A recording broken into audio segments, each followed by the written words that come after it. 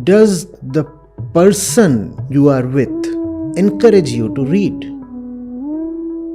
You have to ask, what does he bring for me? Roses or books? If someone has a stake in making you better, that person will push you towards books. Books are what we all need.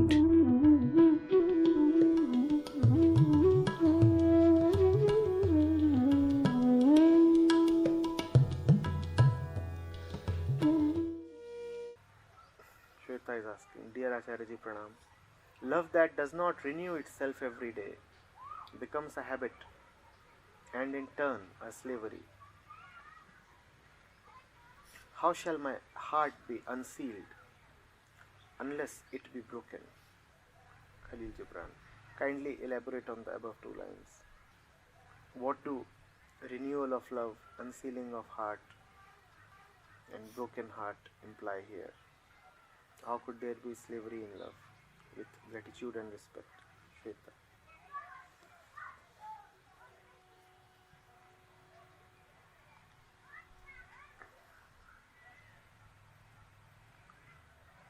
Love that does not renew itself every day becomes a habit and in turn a slavery. How shall my heart be unsealed unless it be broken? The truth, Shweta, is neither new nor old. It is beyond time. So what is this newness Gibran is talking of? All that is new and all that would be old is within the stream of time.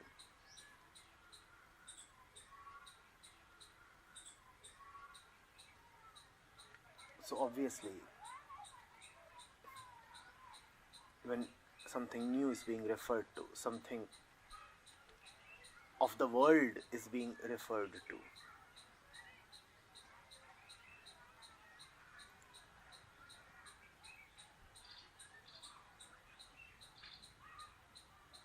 the lover of truth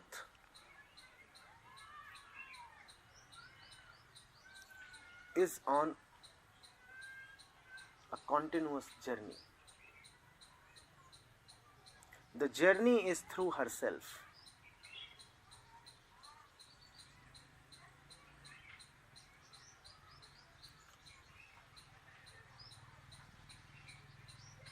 The destination is not changing, but the traveler is constantly changing as she is moving towards the truth. Are you getting it? As one journeys towards the truth, one changes with every step.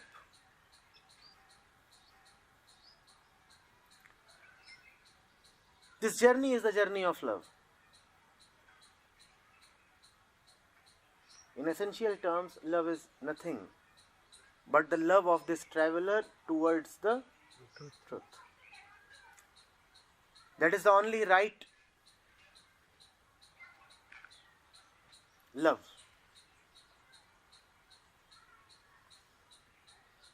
To be helplessly attracted towards something unknowable.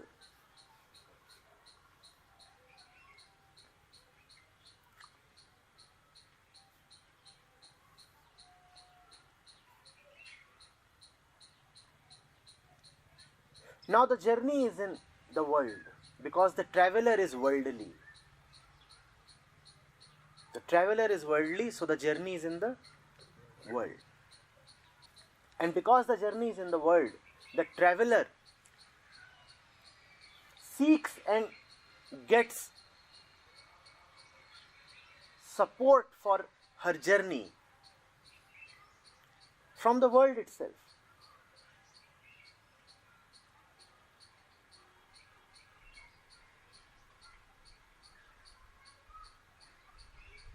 The worldly traveler cannot approach the truth directly because the truth is beyond the world. So how is the journey made possible then? The journey is made possible by the help of someone within the world. The worldly traveler needs the help of someone within the world in order to move towards the one beyond the world. Okay. The traveler is in the world. Therefore, if the traveler needs guidance, she will have to go to someone in the world. But this person or force that the traveler goes to must be someone who can guide her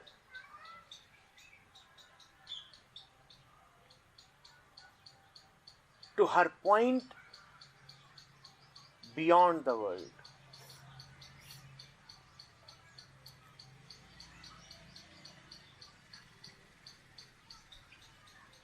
But we began by saying that the traveler keeps changing with every step in her journey.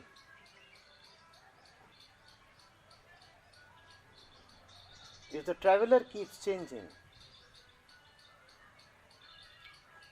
then the one she keeps getting attracted to for the sake of help must also keep changing.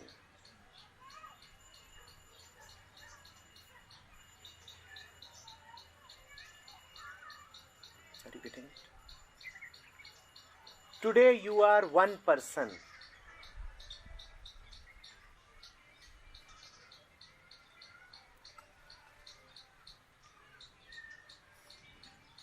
And this person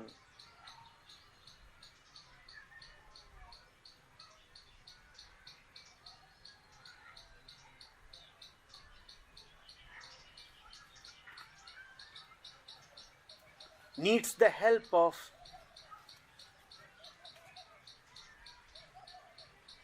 someone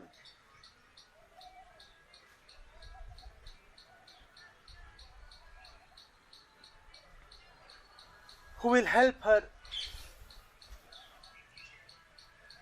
go beyond, who will help her progress in her journey.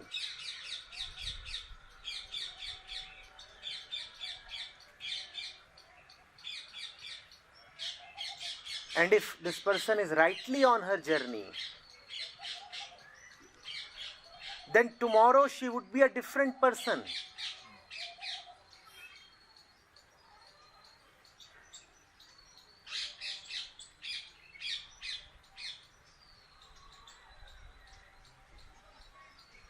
And if tomorrow she would be a different person, obviously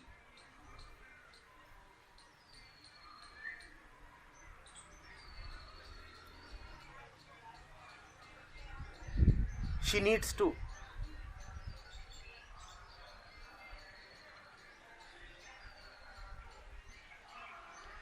go to someone else to get help.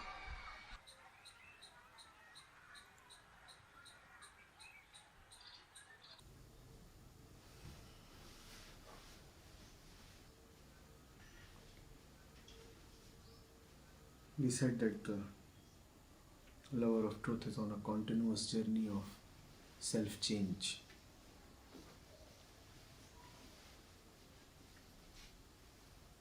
As one changes, that which one prefers, even in the world, cannot remain the same. The one you preferred yesterday, the one you chose to be with yesterday, obviously cannot remain attractive anymore to you today. Why? Because being on the journey, you have changed.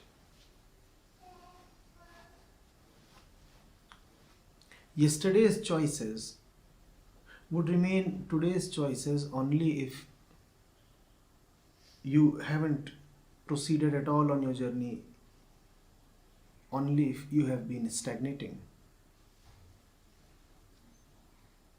And stagnation is a word you cannot at all associate with the lover of the truth.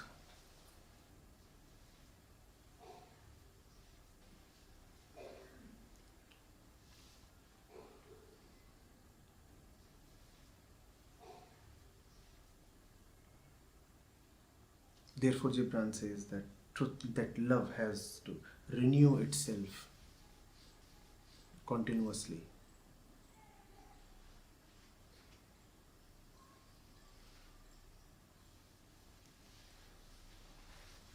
As you keep changing,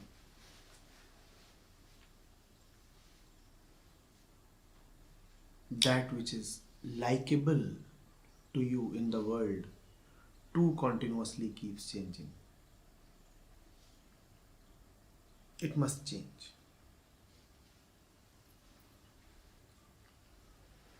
If it doesn't change, then Gibran says that love is just habit and slavery.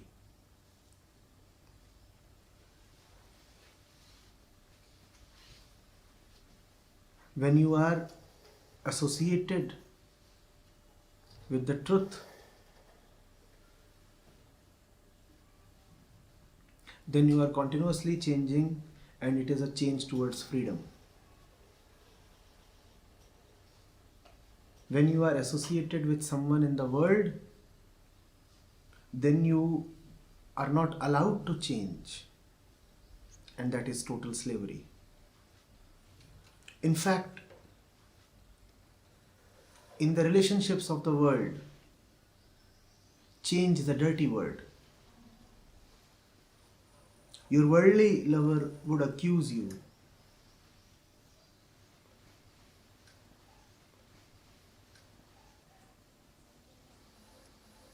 and allege that you have changed. Is that not an allegation in worldly terms? You have changed. He would not want you to change because he is incapable of changing. He is incapable of changing because he has a stubborn resistance to truth. Only truth can give you real change. Otherwise, all change is cosmetic. And when you are resistant to the truth,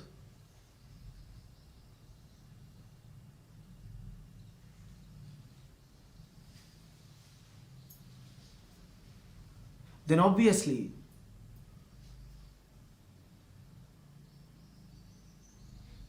no real change is possible.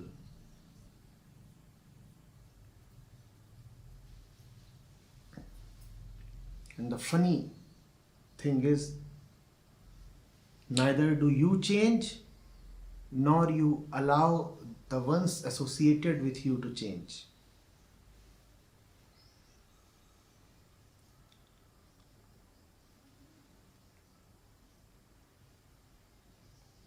And as we said, if they change,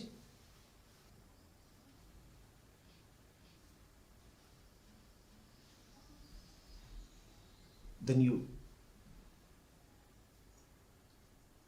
charge them, rebuke them, try to humiliate them.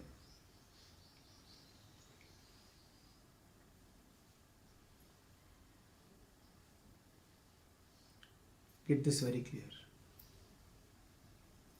The one who is worthy of being loved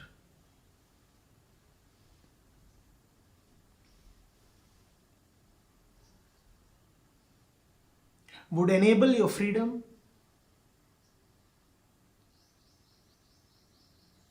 and catalyze your change.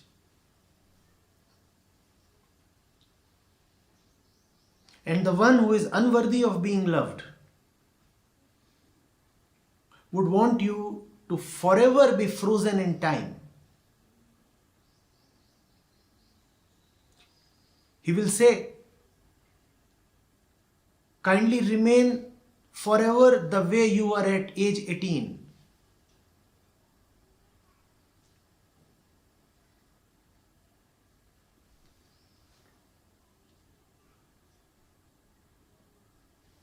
He is interested in keeping you a dwarf. It is a compulsion with him to keep you a dwarf because he himself is not growing up.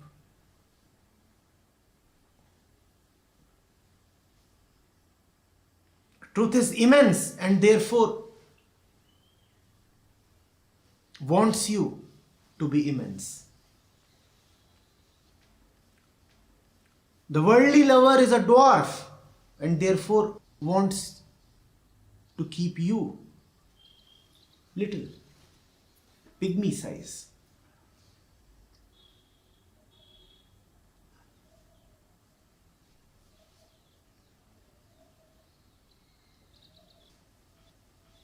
Love must constantly renew itself. As you change,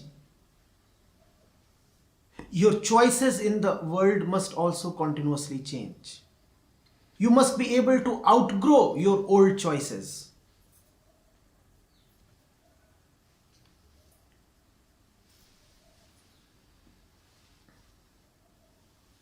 And if by grace you are with someone who is able to constantly outgrow himself, someone who not only matches your pace but actually sets the pace for you, then by all means stay put with him. Stay put with someone who is himself on the divine journey. If he is on the journey, he will hold your hand and pull you along.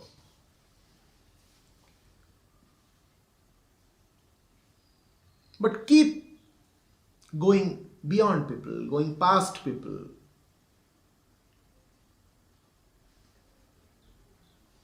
Who are sticking to their own outdated, stale,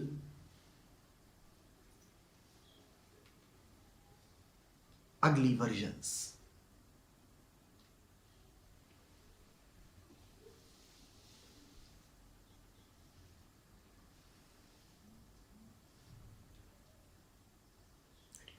Love must constantly renew itself. What? Not the love towards the ultimate, but the love towards the medium.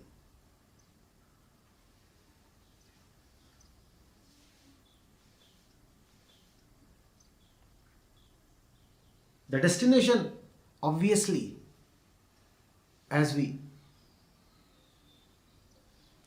said in the beginning, is neither new nor old. You must renew yourself. If you really are on the path, then you would be renewed. And if you are renewed, how can your choices remain the old ones?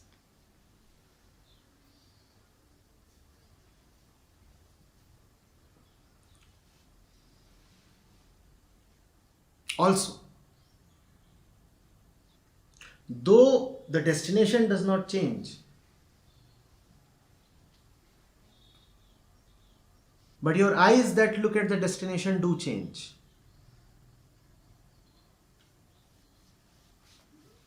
So your version of the destination, your concept of the destination changes. And that is important because till the time you actually reach the destination, you do continue to live in concepts. The concepts keep on getting purified, sublimated, but still they remain. And all said and done, concepts are just concepts.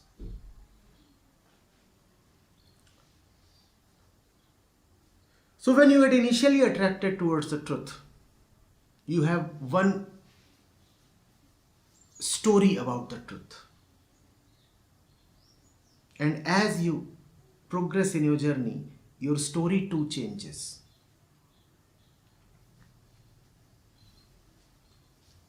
Your very self-image changes.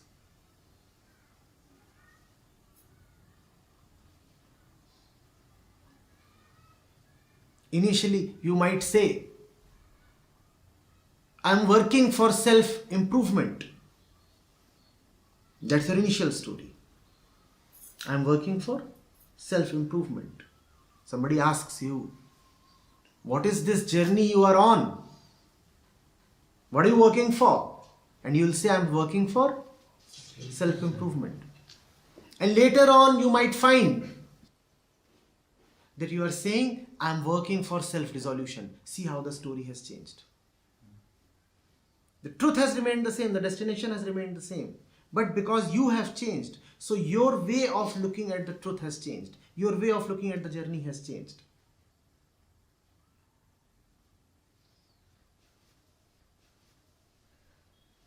You are saying you are developing yourself. Now you are saying you are dissolving yourself.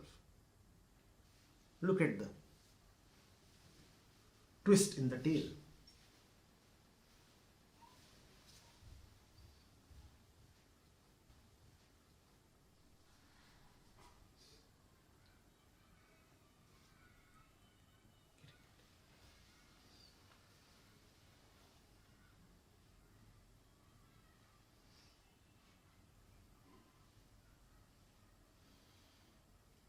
At one point in the journey,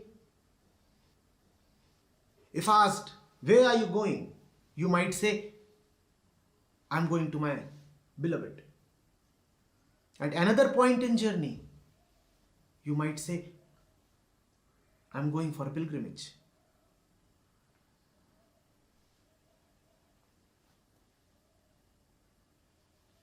At a third point in the journey, you might say, I do not know where I'm going. I'm just being helplessly pulled away from myself. See how your perception of what is happening is changing. Love must constantly renew itself. Your stories are renewing.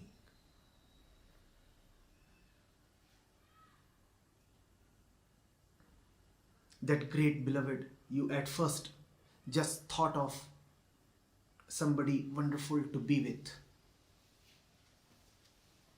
And as you gain proximity to him,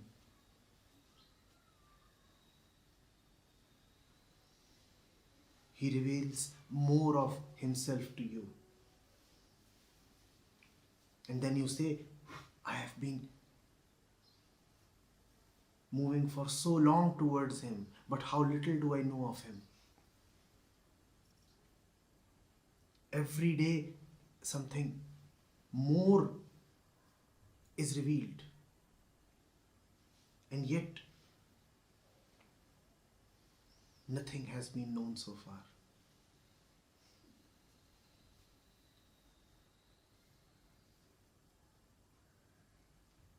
All that I know about him is not even a tiny fraction of what yet remains to be known.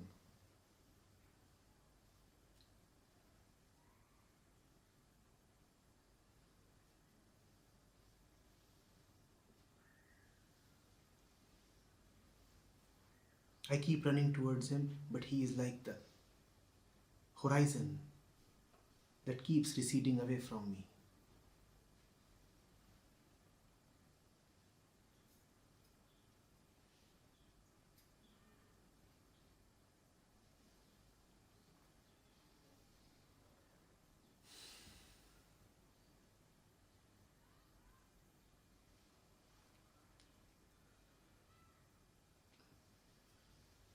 And that is why the spiritual seeker never gets bored. Neither does the true lover.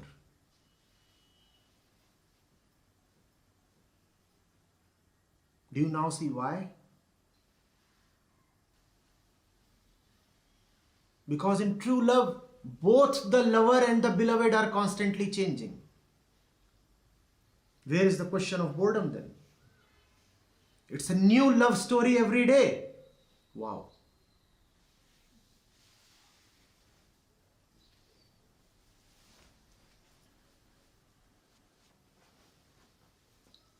Serious variety.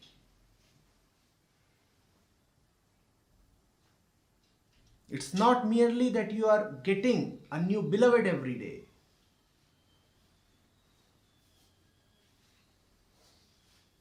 You are also getting a new lover every day. Both the lover and the beloved are changing. Don't get confused. The real beloved, the destination cannot change. We said the worldly lover. The worldly lover. The worldly lover as well as your perception of the final destination. They constantly keep changing.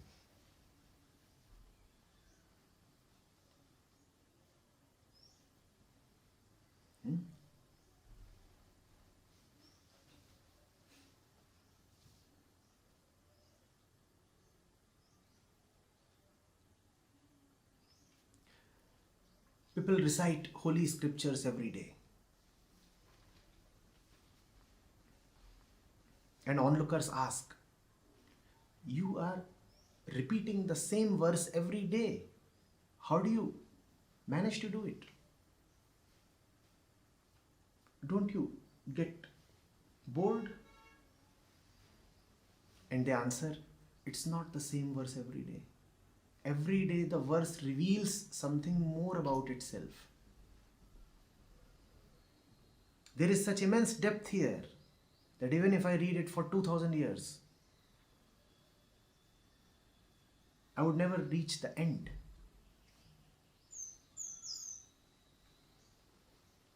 So in fact, I read a new verse every day. Not only is the verse new every day, the reader of the verse is also new every day. Why? Because he is determined and committed to the verse. His devotion to the verse renews him, changes him for the better, dissolves him a little more. So there is a new text every day and there is a new reader every day. Now who can get bored?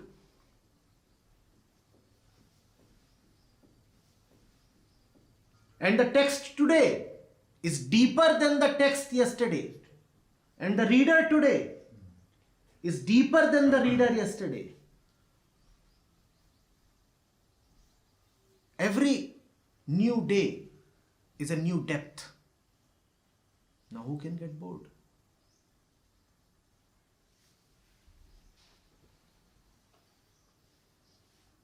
Getting it?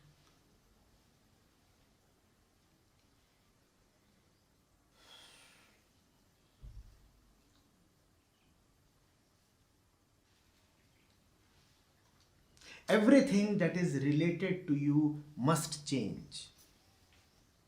Only that which is beyond all relationships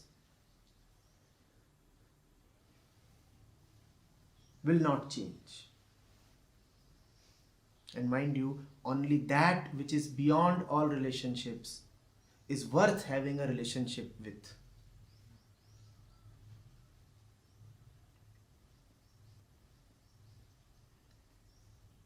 All other relationships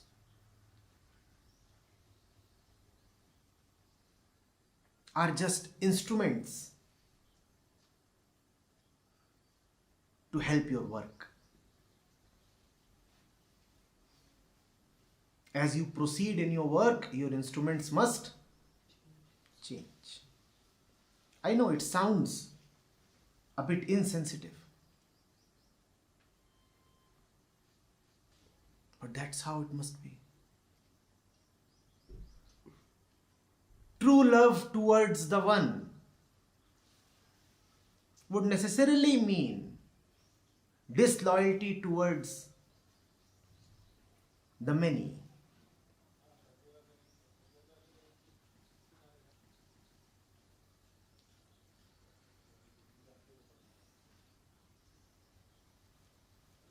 Jesus said, man cannot follow two at the same time. He was referring to God and gold. But the matter is the same. Where there is God, there is no question of allegiance to a second one as well. God cannot have a competitor.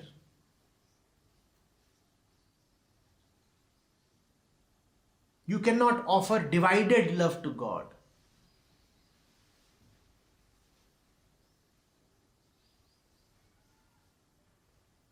Even when you offer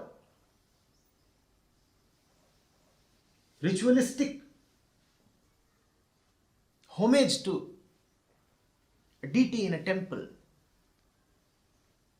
you ensure that the rice or the coconut or any other material that you are offering is whole and intact, right? That's why the rice that you offer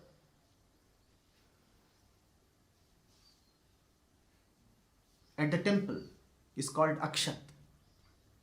What does akshat mean? Undivided, unbroken. Even a rice grain that you offer to him has to be undivided. How can you offer divided love to him? Therefore,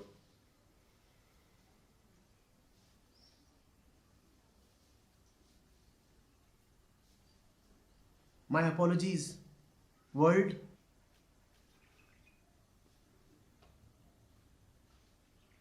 The seeker of truth will never be loyal to you. His undivided love will be for the one. All else is mere chance.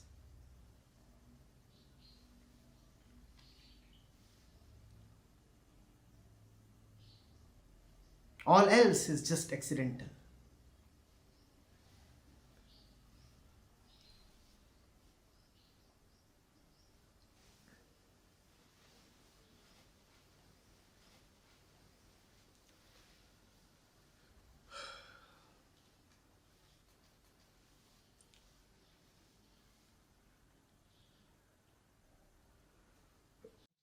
Trees and bush along the highway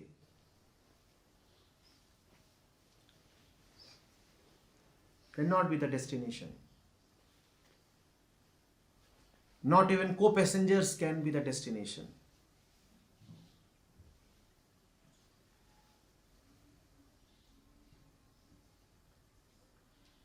Even the driver cannot be the destination, though he is going to remain with you for a very long time. How shall my heart be unsealed unless it is broken?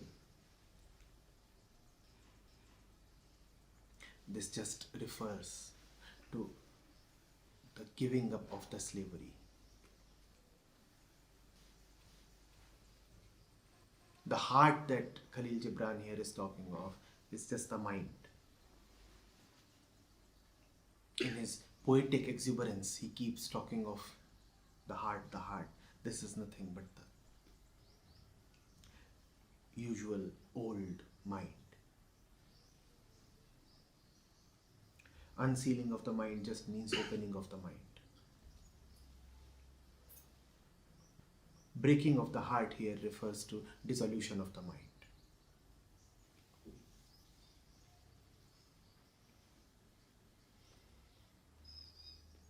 on the way to the truth. Giving up of old patterns is necessary, and dissolution of the mind happens. That's what Gibran is referring to.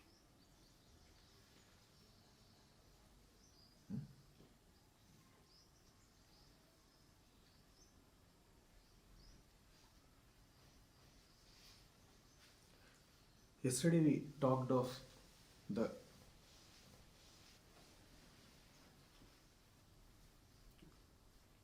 seeker staying awake through the night.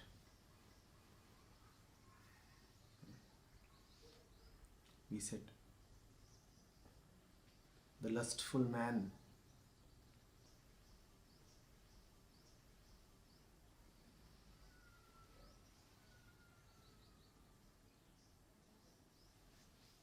cannot sleep,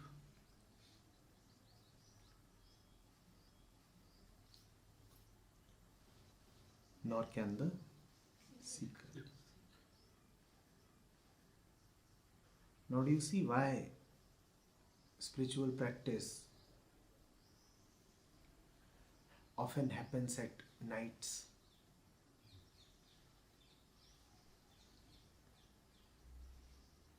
And now, do you see why spiritual practice often takes place away from human civilization?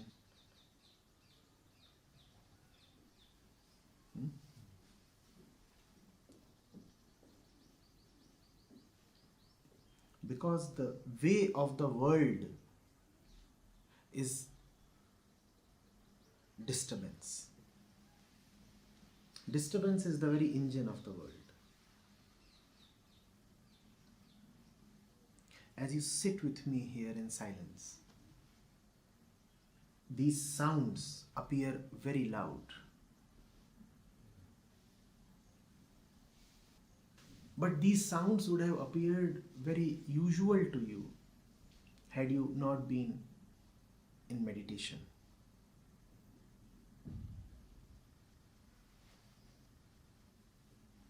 The world is noise.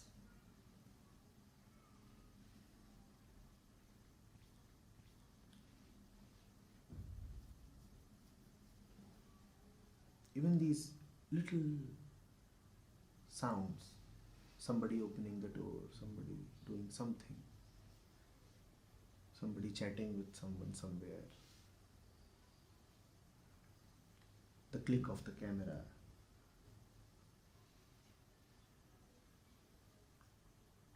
they become noticeable when you are meditative. Otherwise, they are just run-of-the-mill stuff. You say, that's what civilized life is all about. Right now, you can hear these noises and they are so loud and so disturbing. Are they not? That tells you something about the spiritual process as well. Your sensitivity increases. And therefore, your suffering also increases.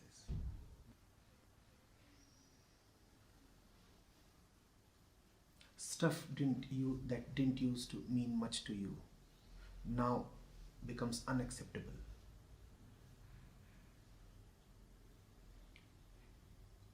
Events that you used to just gloss over now appear unpardonable.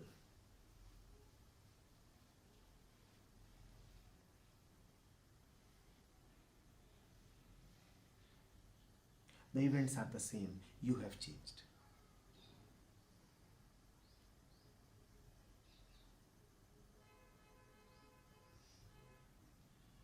Have you ever heard a vehicle horn so loudly? It is just a faint sound. But you see how the ripples are discernible now? Usually, you just ignore these things, don't you? Now you can't.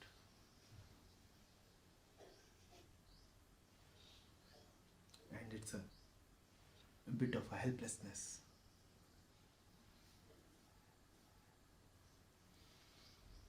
You cannot unhear what you are hearing. It is as if your senses and your mind has become unnecessarily sensitive, unnecessarily aroused, unnecessarily alert.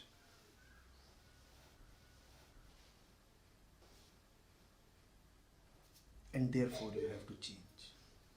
And therefore your ways change. Your surroundings change, your associations change.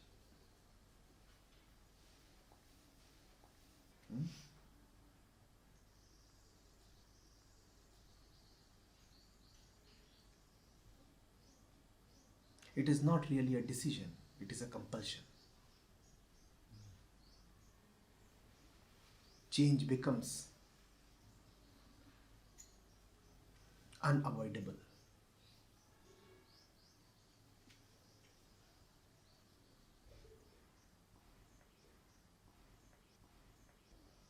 Clear? No vehicle ever honked louder than this.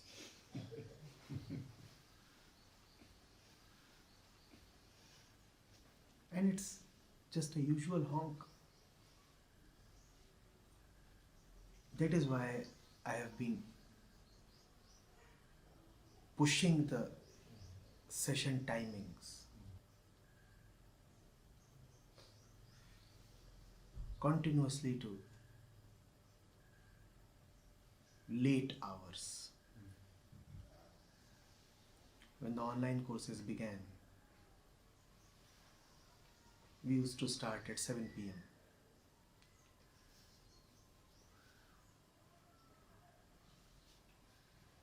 Now sometimes we start at 10 p.m.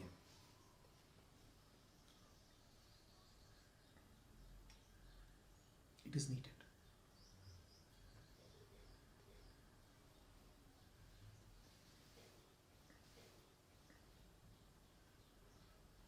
The sleeping ones must be allowed to fall asleep, so that the ones who love wakefulness can be allowed to stay awake.